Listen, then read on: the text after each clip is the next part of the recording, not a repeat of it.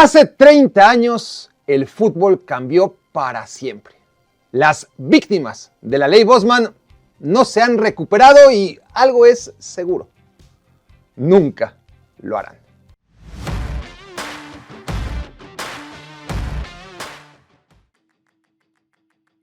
Este señor se llama Mark Bosman. Nació en Bélgica y por su culpa, el Anderlecht dejó de ser un equipo belga gigante. Él no buscaba eso. Bosman solo peleaba hace 30 años por su derecho a cambiar de equipo cuando su contrato venciera sin que su último club tuviera que darle permiso. Gracias a Bosman, Mbappé se fue gratis al Real Madrid. Donnarumma no le costó ni €1 al Paris Saint-Germain, etcétera, etcétera. A Bosman le dieron la razón en 1995, pero las consecuencias del veredicto fueron más allá. Y el fútbol debió alinearse con el mundo real, en donde cualquier ciudadano de los países de la Unión Europea tenía libertad total de movimiento y ya no se consideraba extranjero en ninguno de los Estados miembros. Como resultado, el Anderlecht fue uno de tantos equipos que quedaron desamparados para siempre. El Anderlecht, así de indefenso como lo vemos en el siglo XXI, fue 2 veces semifinalista de la Copa de Europa en 1982 y luego en 1986. Jugó 2 veces la final de la Copa UEFA. Una la ganó en 1983, la otra la perdió al año siguiente. Jugó 4 finales de la Recopa Europea de Campeones de Copa. Ganó 2 y perdió 2. Estas 2 victorias le permitieron jugar sendas Supercopas de Europa y en ambas el Anderlecht sometió al ganador de la Champions League. En 1976 se despachó al Bayern Múnich y en 1978 celebró a costa del Liverpool. En 1990, Anderlecht perdió la final de la Copa Europea de Campeones de Copa y ya jamás volvió a volar tan alto. Bosman estaba a punto de cambiar para siempre las reglas del juego. Hasta 1995, todas las ligas del mundo se regían por un límite de extranjeros que protegía a los futbolistas locales. Como resultado, los grandes clubes de ligas sin mucho poderío económico podían competir con uñas y dientes en los torneos continentales. Desde que la ley Bosman garantizó que los jugadores comunitarios ya no contarían como extranjeros, se abrió una brecha irreparable entre una docena de clubes con capital económico para reforzarse a lo bestia todos los años y el resto de los equipos del mundo que empezó a venderle a esos jugadores. El gran Dinamo de Kiev quedó rezagado como uno más entre aquellos del resto del mundo. Ese equipo que en 1975 goleó sin piedad al Ferencváros húngaro en la final de la Copa Europea de Campeones de Copa, conocida como Recopa. Ese mítico club que despedazó en 1986 al Atlético de Madrid en una nueva final del mismo prestigioso torneo. El Dinamo de Kiev, antes de que el fútbol cambiara para siempre, alcanzó 8 veces la ronda de cuartos de final en la Champions League, frenado en 1973 por Real Madrid, en el 76 por Saint Etienne, en el 82 por Aston Villa, en el 83 por el Hamburgo y en el 98 por la Juventus. Las otras 3 veces avanzó un escalón más hasta caer en semifinales con una aparición por década. En 1977, Dinamo de Kiev perdió ante Borussia Mönchengladbach, ante Porto en las semis de 1987 y contra Bayern Múnich en las de 1999. Todos estos logros acontecieron en el siglo XX. En el siglo XXI, el gigante ucraniano rápidamente se fue haciendo pequeño hasta desaparecer del mapa futbolero. Había una vez un equipo que en 1957 llegó a cuartos de final de la Copa de Europa, que en 1967 se coló hasta semifinales y perdió con el Inter de Milán por la mínima diferencia, al que en 1974 echó el Bayern Múnich en cuartos de final. En 1981 se lo cargó el Liverpool también en cuartos de final. Al año siguiente se vengó del por entonces todopoderoso Liverpool y lo marginó en cuartos de final. Luego, en semifinales, otra vez el Bayern fue su verdugo. En 1989 perdió con el Barcelona en semifinales de la Copa Europea de Campeones de Copa. Al año siguiente, ya de vuelta en la Champions, avanzó a cuartos de final hasta que Olympique Marsella se cruzó en su camino. Durante todo el siglo XX, el CSKA Sofía fue un animador de la Champions League cuando todavía no se llamaba Champions League. Hoy ya nadie lo recuerda porque sus memorias están enterradas 35 años bajo tierra. El último partido del CSKA Sofía en la Champions League data de 1992. Definitivamente, la ley Bosman no ayudó al equipo, pero fue la muerte del comunismo la verdadera causa de su desgracia en el siglo XXI. El CSKA, el equipo del ejército, lo perdió todo y ahora ya no domina ni siquiera en Bulgaria, donde Ludogorets suma y sigue con 14 títulos de liga consecutivos. El Celtic de 1967, el que ganó la primera edición de la Copa de Europa con el trofeo moderno ya con las orejas crecidas, es el equipo más romántico e inimitable en la historia del fútbol. Fue el primero en conseguir la hazaña de conquistar un trébol, la Liga, la Copa y la Champions. Y no conforme con eso, también ganó la Copa de la Liga y la Copa de Glasgow. En la final de la Champions, celebrada en Lisboa, desplegó un fútbol de ataque y vanguardia con el que derrotó al maligno campeón defensor Inter de Milán y su ultra catenaccio. Todo esto, y aquí viene lo interesante, lo consiguió con 11 futbolistas escoceses, 10 de ellos nacidos en Glasgow y el otro nacido en un pueblo a 50 kilómetros de distancia. Un cuento digno de película de Disney que fue posible gracias a que todavía no existía la ley Bosman. Ahora bien, lo del Celtic en 1967 no se trata de un One Hit Wonder, no.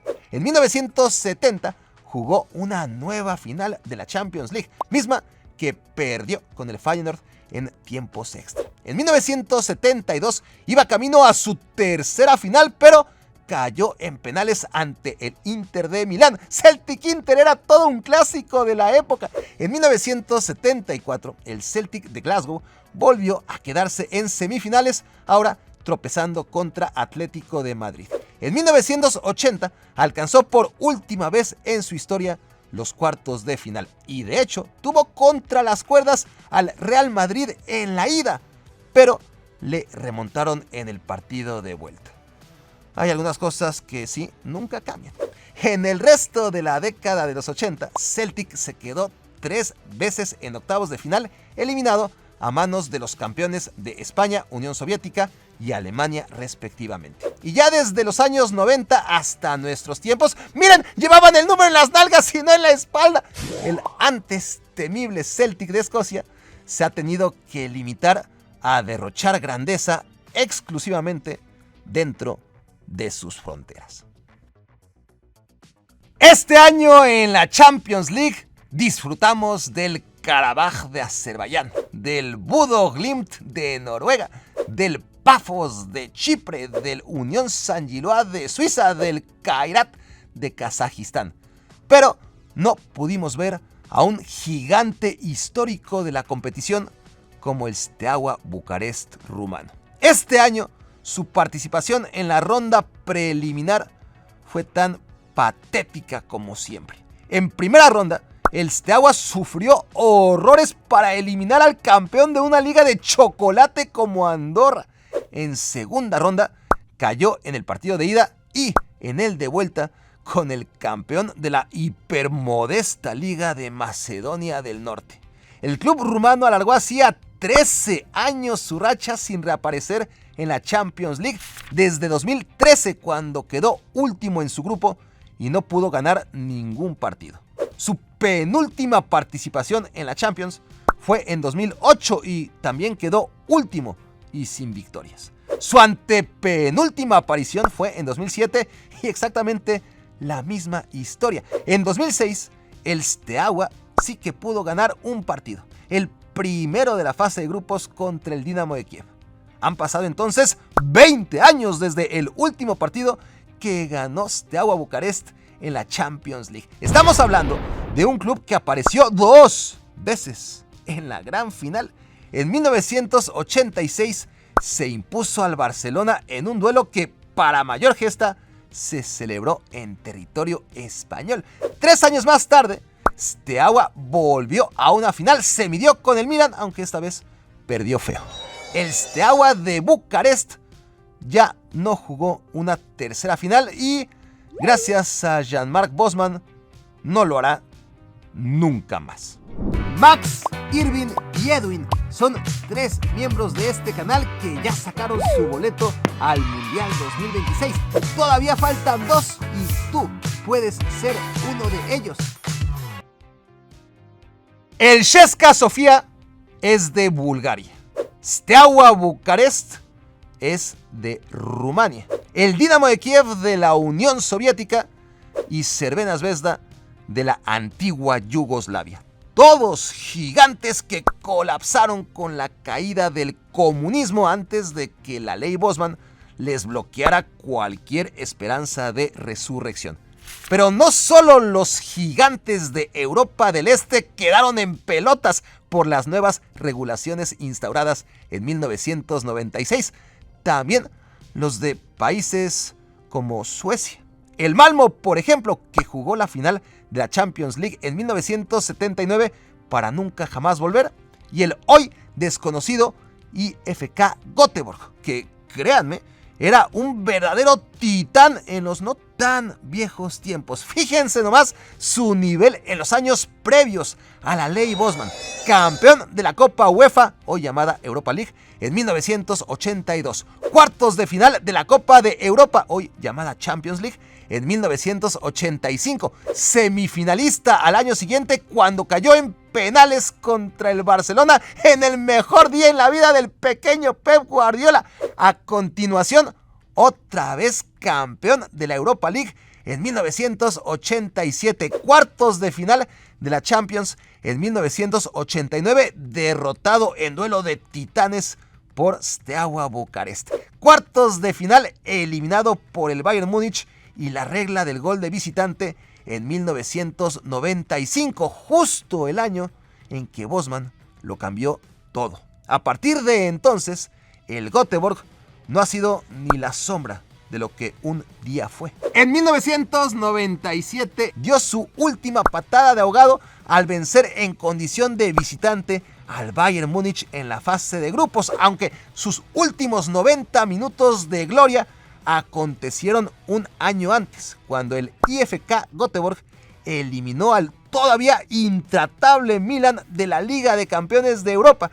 De ahí en más, hace 30 años que el autobús del gigante sueco no ha vuelto a hacer parada en ninguna estación de la Champions League.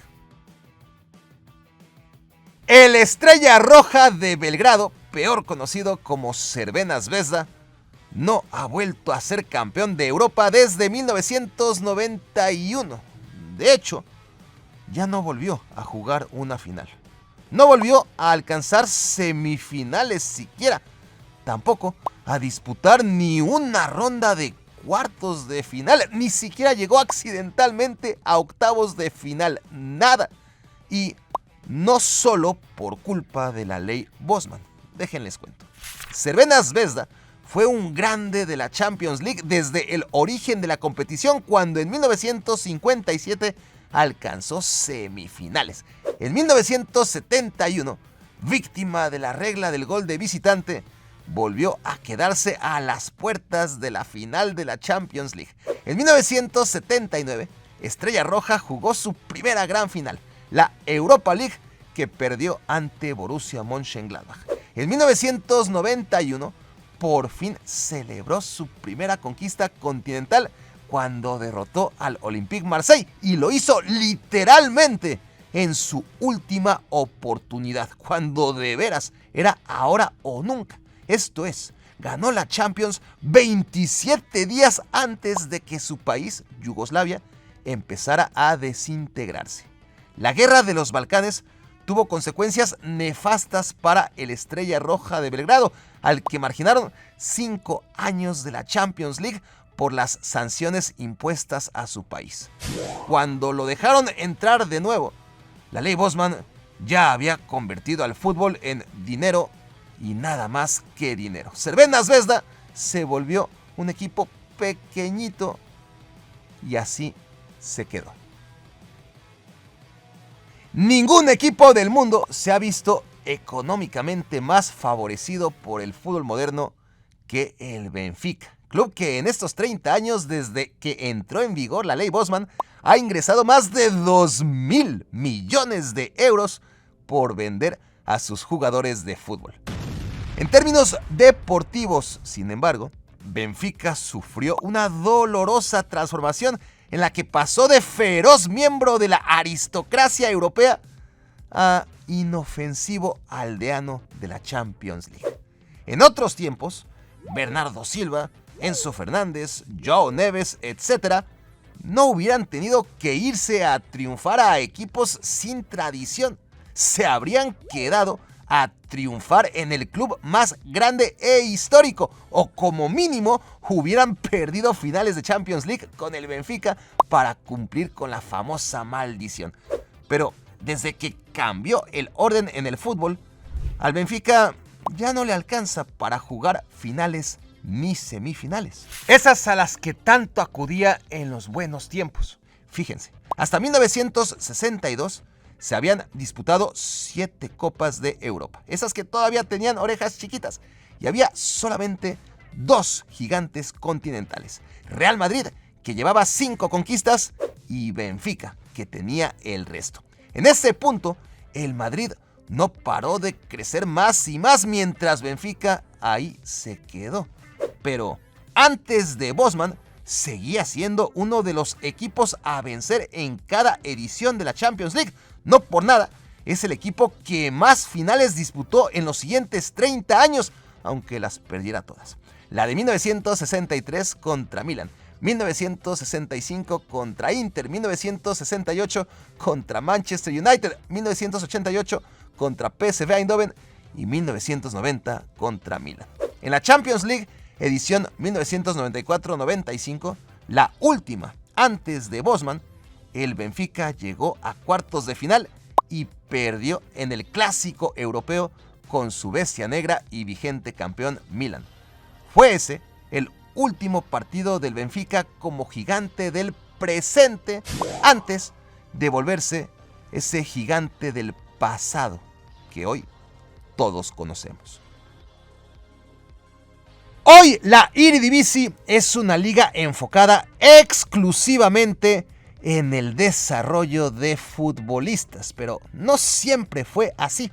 Antes de la ley Bosman, así se repartían los títulos históricos en la Champions League: 8 para clubes ingleses, 8 para clubes italianos, 7 para clubes españoles, 6 para clubes neerlandeses y 4 para clubes alemanes.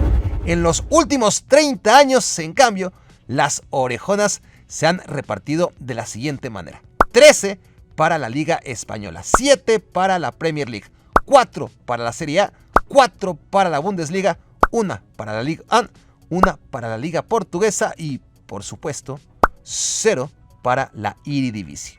El PSV Eindhoven y el Feyenoord eran mucho más grandes de lo que hoy son, pero enfoquémonos en el que todavía, y a pesar de los pesares, sigue siendo el 6º club más ganador en la historia de la Champions League, aunque su grandeza ya solo pueda respaldarse en los títulos atrapados en su museo. En 1995, el Ajax ganó la Champions League, y en 1996 jugó la final por última vez. A partir de entonces cambiaron muchas cosas.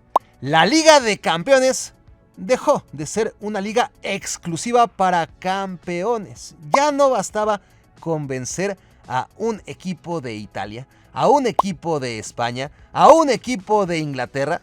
Los monstruos del camino a los que había que destruir se multiplicaron cada vez más. El formato de competencia también cambió. Antes, todo era eliminatoria directa como en el tenis y con un poco de suerte, equipos menores podían llegar de manera casi fortuita hasta la final. Pero sobre todo fue la ley Bosman la que perjudicó al Ajax y lo transformó en un equipo vendedor al servicio de los ricos. Antes solamente le compraban a 2 o 3 figuras y el Ajax podía quedarse con el resto. A partir de 1996, ya sin límite de extranjeros, empezaron a comprarle a todos sus jugadores medianamente destacados, a desmantelarlo año tras año tras año. 2. Países Bajos es un país pequeño. Los derechos de transmisión de la Eredivisie valen 10 o 20 veces menos que los de las grandes ligas, que empezaron a pagarle a sus competidores europeos 10 o 20 veces más dinero. Lejos de comprar futbolistas, el Ajax tuvo que especializarse en venderlos para sobrevivir y ajustar un poco su desventaja. 3, por si fuera poco, está el tema de los anunciantes. Ziggo, proveedora de cable e internet, apenas le paga 9 millones de euros anuales a un equipo del mercado del Ajax. 50 millones menos de lo que Spotify le paga al Barcelona cada año por poner su logo en la camiseta blaugrana. Adidas le deposita 8 millones de euros anuales al Ajax, 18 veces menos que al Real Madrid, que cobra 144 millones al año de la empresa alemana. 4. Dinero llama a dinero. Los equipos que tienen más ingresos avanzan a fases más avanzadas de la Champions League y como recompensa reciben todavía más dinero, con lo que la desventaja entre unos y otros se multiplica cada temporada. Pero fíjense, ni siquiera en 2019 el Ajax recibió más dinero que el resto. Fue el año en que perdió en semifinales, igual que el Barcelona, pero ese año UEFA le pagó 40 millones de euros más al club catalán por conceptos de market pool, mecanismo mediante el cual los clubes reciben dinero no por su mérito deportivo, sino por el tamaño de su mercado televisivo. En conclusión, desde que el fútbol premia el capital de un equipo más que sus logros, el Ajax ya no puede comer en la mesa que históricamente le corresponde. Para que no te pierdas de nada, sígueme en el canal de difusión en WhatsApp, escanea el código o ingresa desde el link en la descripción. Si te gustó este video, suscríbete al canal. Y si ya estás suscrito, entonces por favor comparte este y todos los videos que sean de tu agrado con aquellos que creas que más lo necesitan. Nos vemos en la próxima entrega. Recuerdo la baracnécdota, es que es la lengua que se me congela. ¿Por qué no era una baracnécdota de cuando sufrí mi primera nevada recién llegado aquí a Connecticut hace ya 13 años? Entonces dije, es una buena oportunidad ahora que está nevando